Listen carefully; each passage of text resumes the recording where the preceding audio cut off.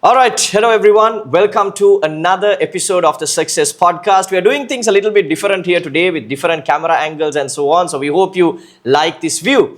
Now, I have with me a very special guest once again today. He's one of my students, and I'm very happy to introduce Asanka Nalin. He's been a corporate professional for 16 plus years, and he's here to share his experience about our classes with us today. Asanka, very nice to have you here. Hi, Shashank. Thank you very much for having me here. Fantastic. So, how's your day going? All good? Yeah, all good. I dropped my kids at Dhamma School and came directly here.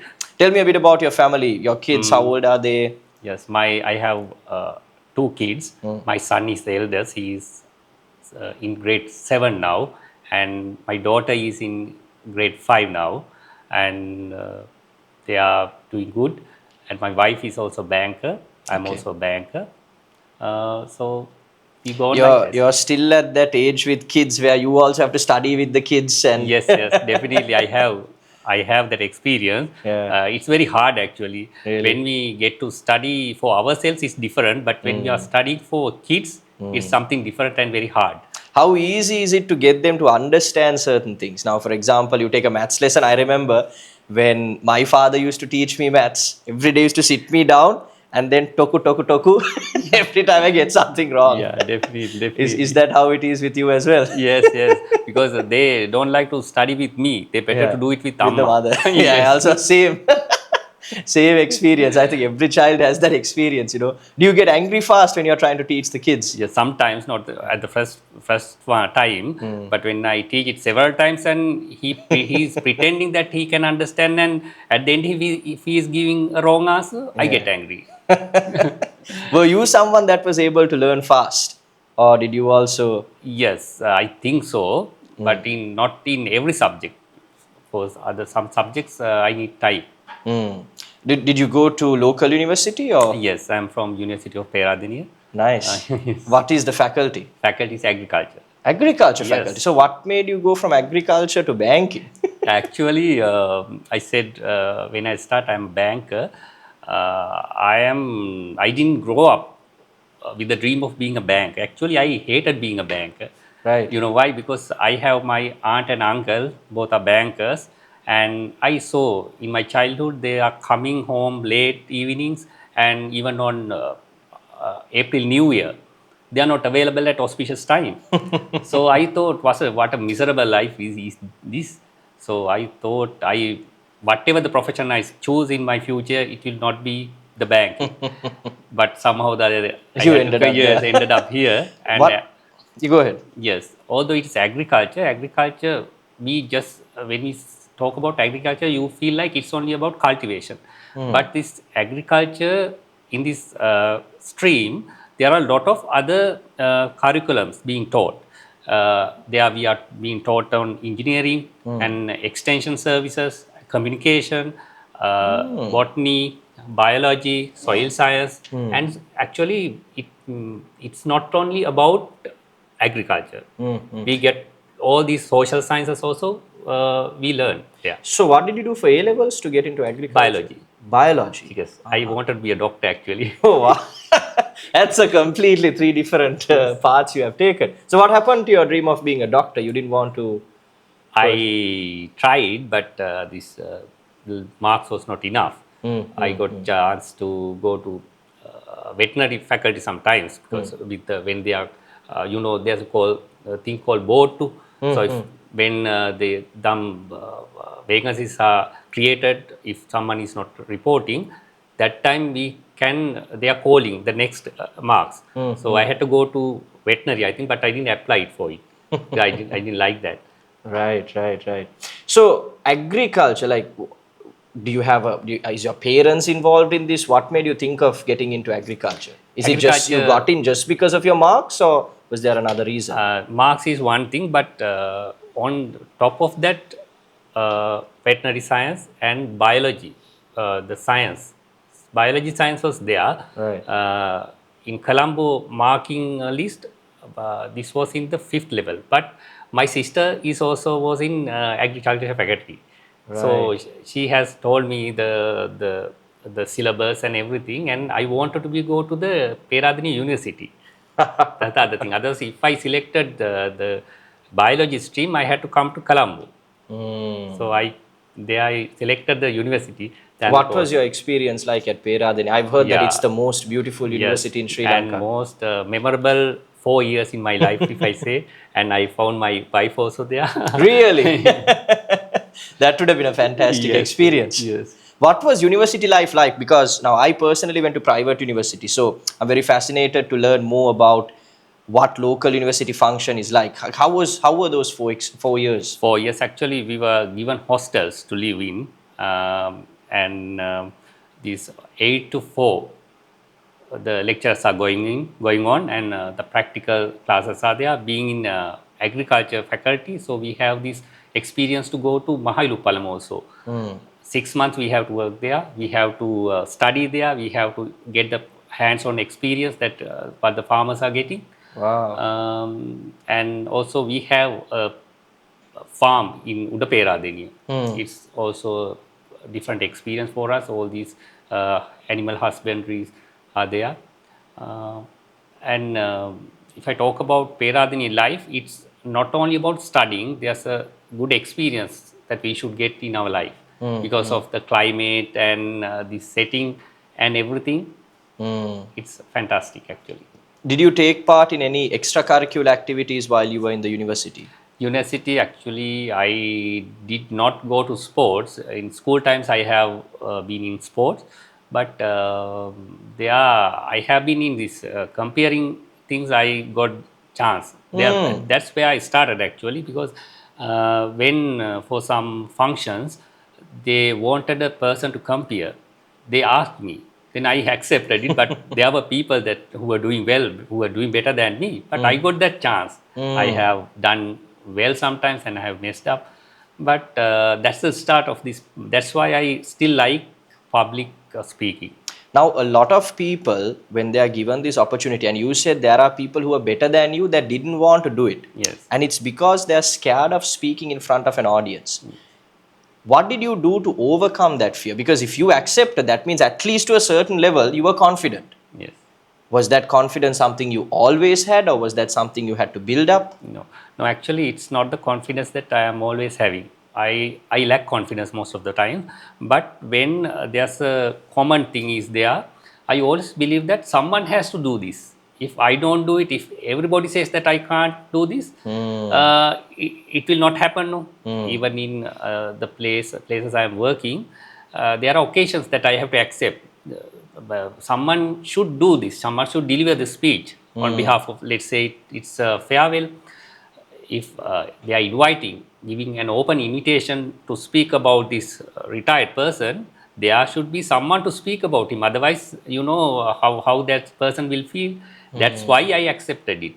And I think I said that talented people were there, but they didn't accept it. I think main reason is they didn't want to pollute their name. They didn't want to, because they wanted to do it perfect. I didn't want to do it perfect. I just want to deliver it. I know, because when I speak, even I have understood that I have made mistakes, but I didn't focus on that. Next time also I accepted it. Sometimes when go to the podium, I thought, why did I do it to myself? The bad thing is I am not getting prepared for this thing. You just go and wing it. Yes, blind risks I am taking. I was Wow. taking. That was very wrong. Still, I am doing it, but I But think, the fact that you're able to go up there without any preparation and do it is a yes, fantastic thing. yes. That's amazing. So how important was communication, good communication, especially during your school life and your university life? Yeah, communication is something inseparable from any stage of our life.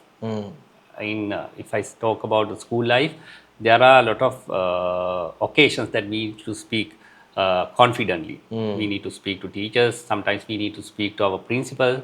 So it's not actually the public speaking, it's the confidence. By public speaking, what you get is the confidence to speak anywhere, to make any kind of communication. Even it may be a one-to-one communication, but we will be able to stand our idea if we are well in public speaking, because we get that sound, we get that personality, I don't know, it makes an improvement. Mm. Now, especially in school, you would have had to face certain interviews, maybe for clubs and societies.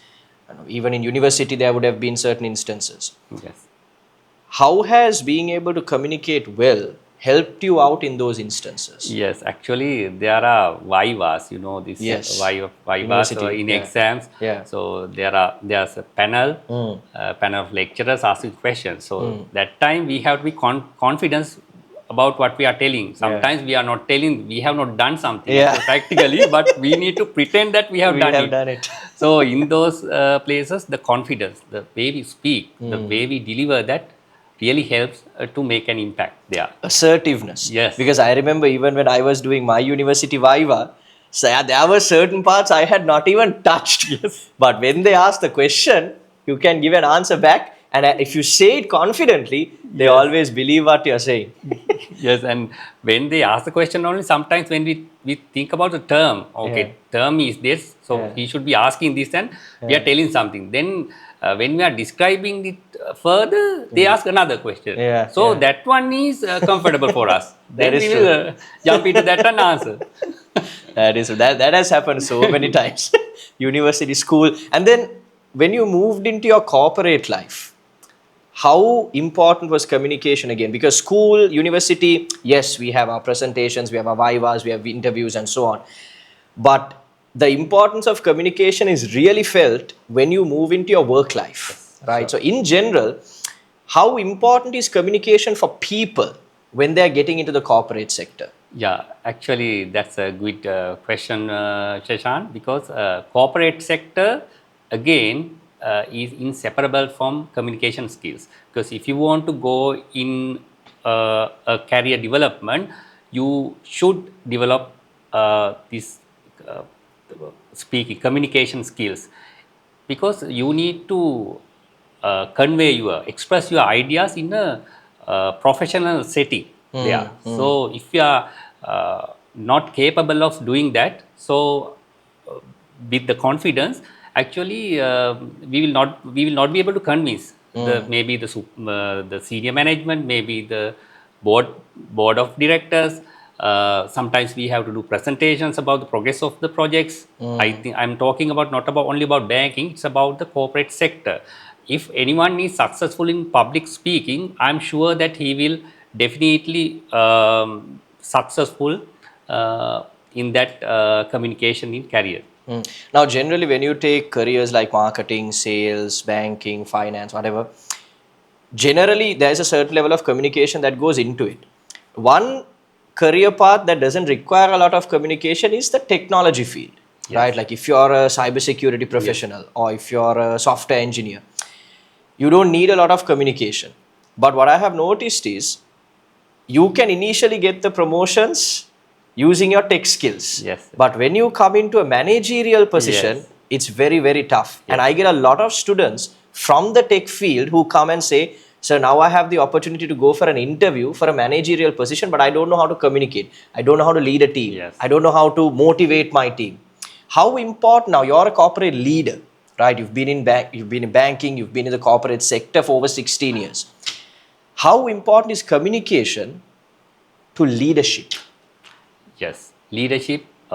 Actually, if you are being, as you said, in for certain level in your career, you may don't want these communication skills. You can run up to that level with the technical skills you have.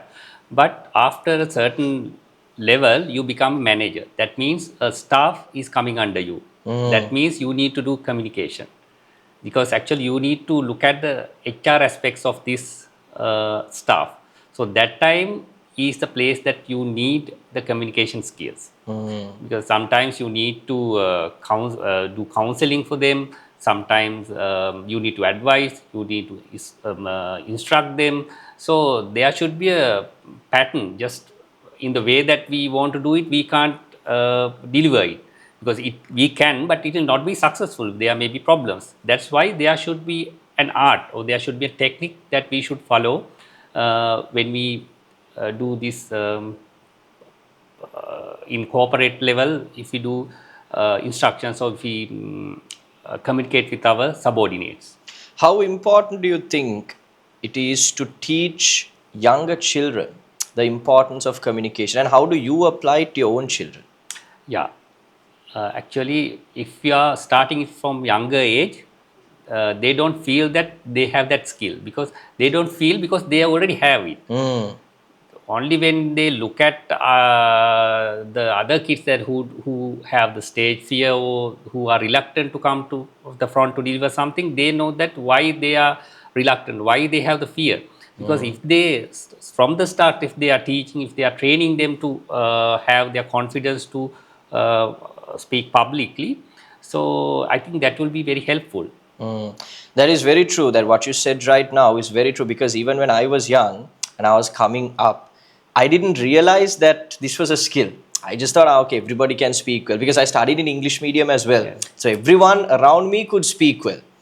Yes, there were this odd one out that struggled or that felt scared. But in general, I thought, okay, everyone can speak, everyone can do what I can do. So this is not a special skill necessarily. But it was only after I entered the corporate world and then I started running my own business and so on that I realized there's a lot of people that struggle to speak confidently. Sometimes their English is even better than everyone else. Yes. They know the right vocabulary, they know the right words, they know everything. But when you put them in front of an audience, Yeah. they get so scared. That's true. Actually, I wanted to remind that also. Not only in English, even to speak in Sinhala publicly, you need this training is very effective. Absolutely. Because the way we speak, it's this language is only a medium that we deliver it, but the confidence is built on what we are practicing. Absolutely, because as Sri Lankans, we speak in Sinhala our entire lives. And up to this day, now if you watch this recording back and you listen to yourself, you don't use a lot of fillers. You don't say in English, right? In Sinhala and in English, a lot of people do this mistake.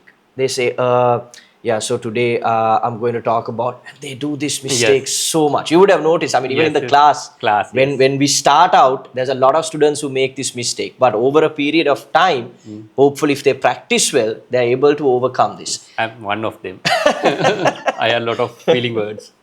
And then the reason we use filler words is because we are not used to speaking in public. The more confidence you build up over a period of time, the more you're able to speak without getting stuck. Because then instead of saying, you take a second, you think about what you want to say, you say that and you move on.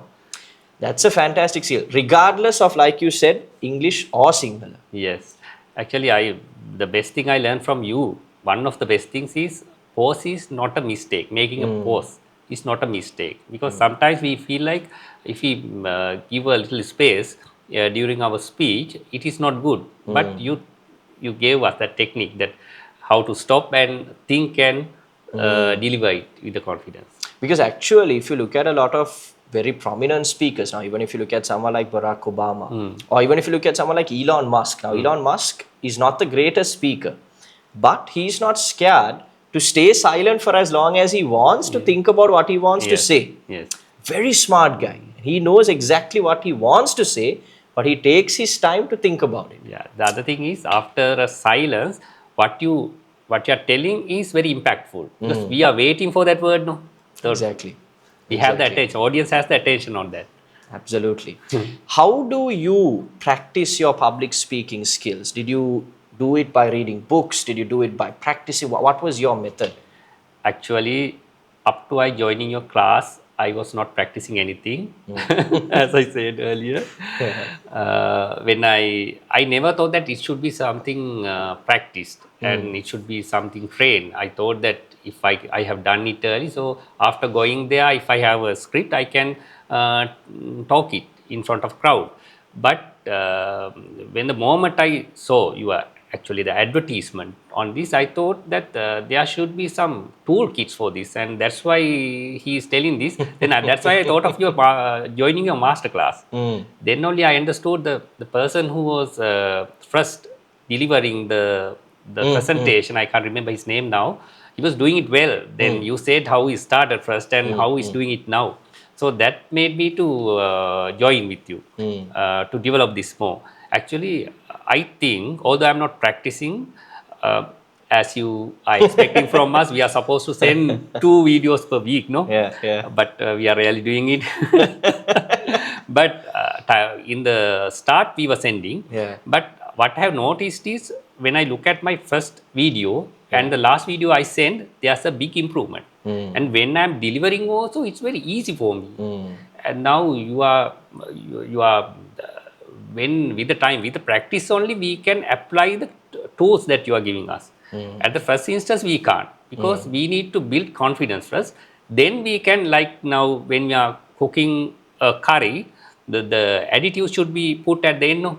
We can change it in the way that we want. But at the Absolutely. beginning we can't do it. But now at the end, now we can change our hand movements, we can the voices, the tone and everything. We get that Natural. power, yes, Yeah.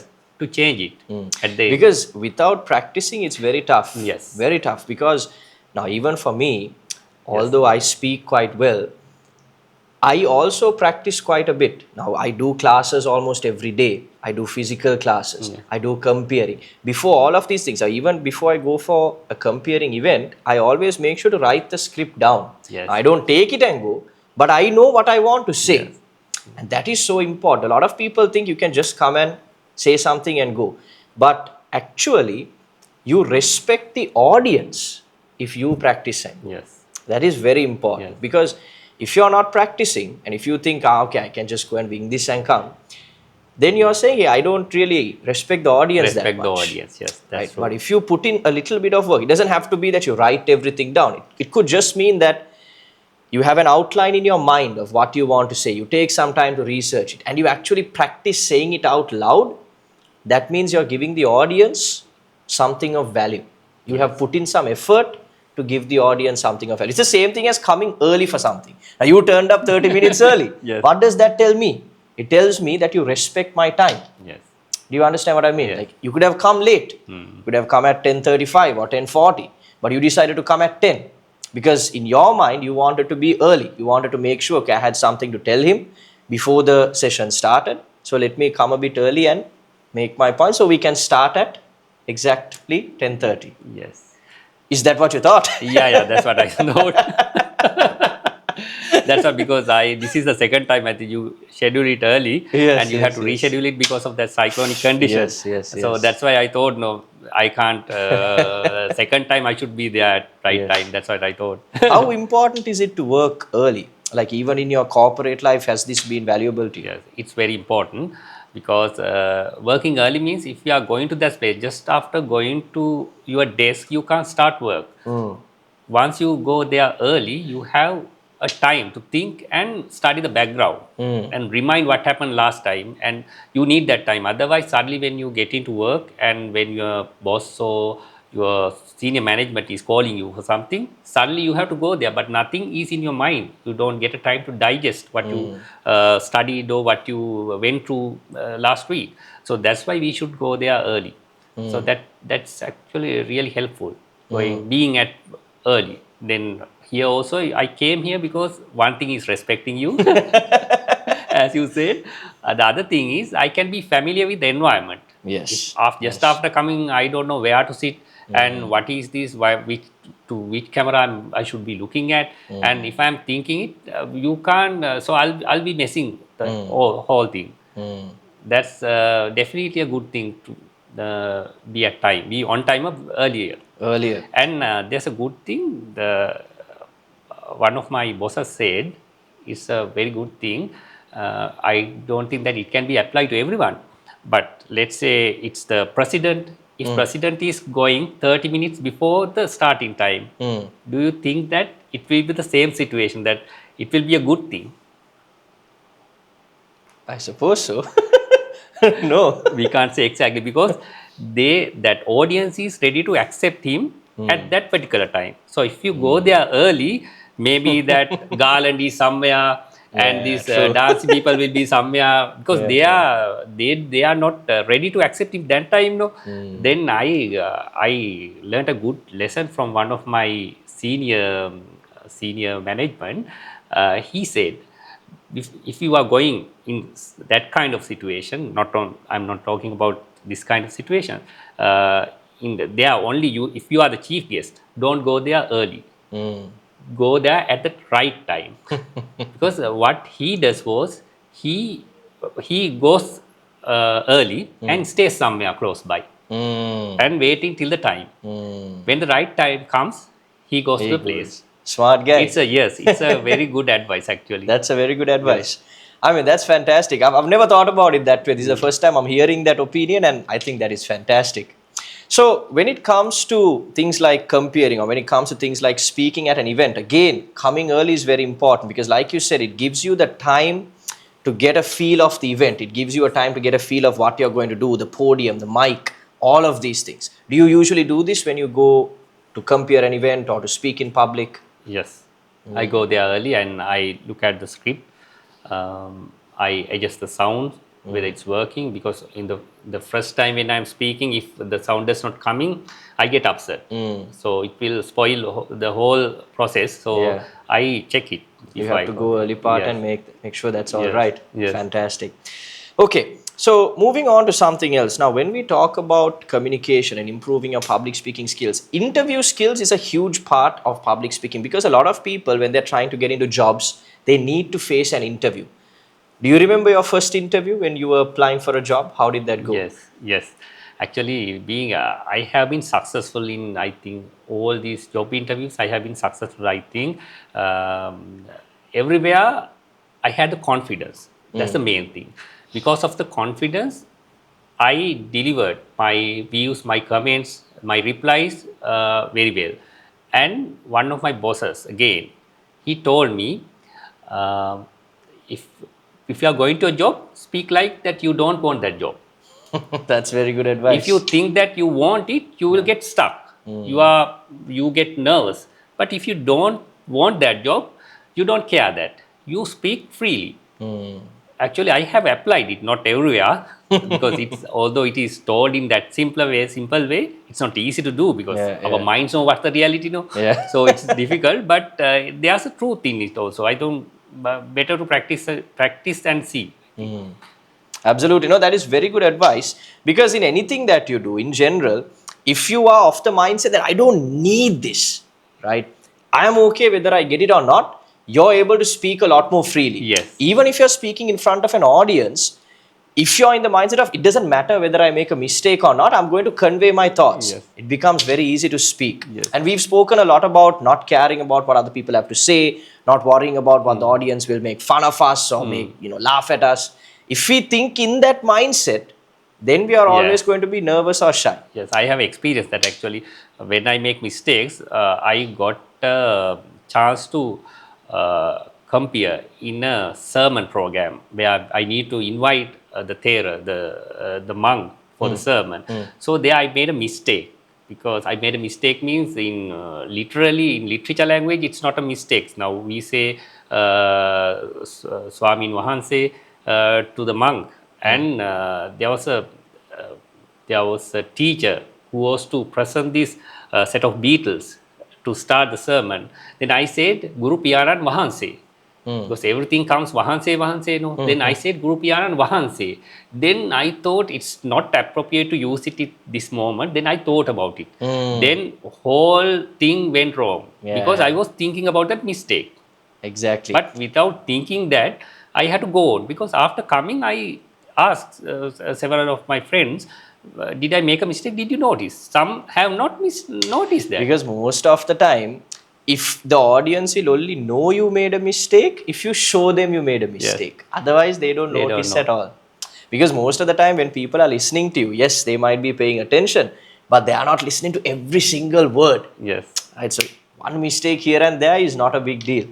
Right. So now in our classes, we have been doing a lot of things that are different to just speaking. We've done poetry, we've done acting. Did you find that useful? Yeah, really useful because we are comfortable in one way. We say I'm comfortable in impromptu speech, but I may not be comfortable in delivering a poem or speech or something else because it's a different thing. So if we cover all these parts, we can be come close to the perfection, I think, because we need to experience all these skills.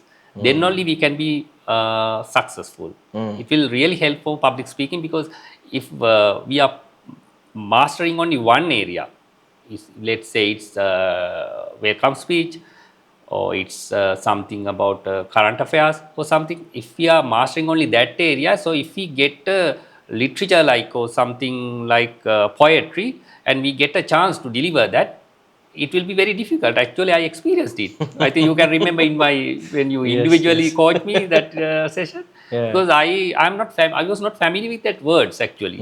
I could not suddenly read them out. I got stuck actually. And reading is also an important skill, isn't it? Because Yes. sometimes we think, ah, okay, because we can speak English, we can read also. But sometimes when you actually take a book and start reading, is when you really start to struggle with the Yes. words, with the vocabulary, so on and so forth. So that also requires quite a bit of practice. Are you someone who likes to read? Yes, once upon a time I was reading, but now also I like to read, but I don't like to read the long books or long articles. I like to read short things, because I know that I can't complete. Although I start a big book, I know only 1 or 2 pages I will cover, and next time I can't even find the book.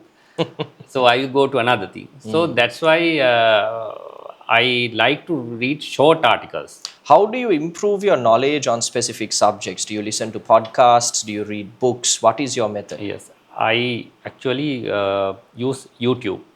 There are a lot of experts in all areas. I think we need to find the suitable one for us. There are some Indian guys who are delivering them. The accent is different, so sometimes it's not compatible for us to digest. But there are some good lecturers, good people, good teachers who are delivering for each these subjects their expertise. So I follow them. And so one thing is the chat GPT. Sometimes I put the term and ask what's the meaning of and applicability of it. So it gives. So I actually mindfully, if you read, you can get an idea, overall idea about it. Because every question that comes to your mind, you can ask from the chat GPT. No? How important has AI been in now since its introduction and since its mass scale introduction through ChatGPT? How important has AI been in your day-to-day life? Like, do you find it very useful for your work? Yes. What has been that Yes. experience Yeah, like? it's really helpful, because even this Google is there. Google is there to find what you want. To find the exact thing, it's very helpful to use AI, because they give the exact answer, they give references, and then after one question, we can go to the next question out of the in the history. So it reads the history also. Then he remembers the history and he answers according to what I asked first. Yeah, So because yeah, when it was first introduced, a lot of people said it'll kill creativity, it'll do this, all the negatives people started talking about. But actually, if you look at it in a positive way, yes, it's so yeah, helpful, it's so useful. I mean, even if you're putting a speech together, now you don't have to go through Google, search about yeah, 10 different sources, you can just chat GPT it. The mistake you shouldn't do is take the exact chat GPT thing and say yeah, it. yeah. That you That's shouldn't true. do. That's true. You should take the information and make it in your way as creative as possible. Yes. That's the best thing you can do. And I think it has been so helpful. When it comes to our classes, how important has our class been in your life since the time you first started public speaking training with us? Yeah, as I told you earlier I didn't think that this is public speaking is not something that I should train for myself, and I should study with toolkits and technical skills. But when I get into a class, only I understood there are some techniques that it can make my speech better, make my confidence better, and in addition to that, you know that my hand gesture, when I in the start I was always speaking like this. I don't know, it always came to this position, but you change it. Yeah. You gave me the open gesture for this. Actually, in that way, I have developed. When I look at my previous videos and these videos, even myself can experience the confidence I have now. For how I have developed it. Would you recommend this to someone else? Yeah, sure. if I recommend it, the first thing is it's not because you are in front of me. I'm telling this because of the friendly manner that you are approaching us. Because we are in somewhere middle age, okay? Then you are younger than us. Learning from a younger person is maybe something difficult for some people, not everyone. There may be people, open-minded people, but for us, we didn't feel that because you are giving the toolkit, and at the same time, you are giving us the freedom to be ourselves in the speech. We are not going to change everything we speak, our pattern, our nature. Then you are not going to change that. You are just improving the way we speak, I think, and you are giving constructive feedback always. So that is very helpful. And the next thing is, from my life, I have seen the improvement. That's why I am recommending you. That's fantastic. And why do you think everyone should learn the skill of public speaking? Why should, because there's a lot of people coming into the corporate sector, there's a lot of people doing different things in different areas of life. Why do all of those people need to improve their communication skills? Yeah, communication skills is, as I said several times, is inseparable from our career or in different stages of our life, because communication is the, we can say, the operating system everywhere. Because we can have the career, but the operating system is the communication where everything is connected. So it should be healthy. It should be healthy, and it should be successful every time to make the output successful. Because we are dealing with people always. There's, as you said earlier, IT people, even they are come to a certain point that they need to communicate with the human. At first, they can start from the computers and electronic devices, but after a certain level, they have to communicate with the people. So that it should be successful. Otherwise, if you don't have that challenge, I think although you are in good faith, if you are telling it in a different way, that not acceptable way for the listener, so it will not be successful. He may can misunderstand it. So that's why I think it's everywhere from the school age up to until we die, we need the communication skills. Absolutely. Thank you very much, Asanka. Thank you so much for being here today. Guys, I hope you really enjoyed that video. This was Asanka, and that is his experience about being a communicator and also being a part of our program. If you like this video, make sure to subscribe to the channel, share this with a friend, drop a comment down below on what you thought of this video. Until our next video, keep practicing.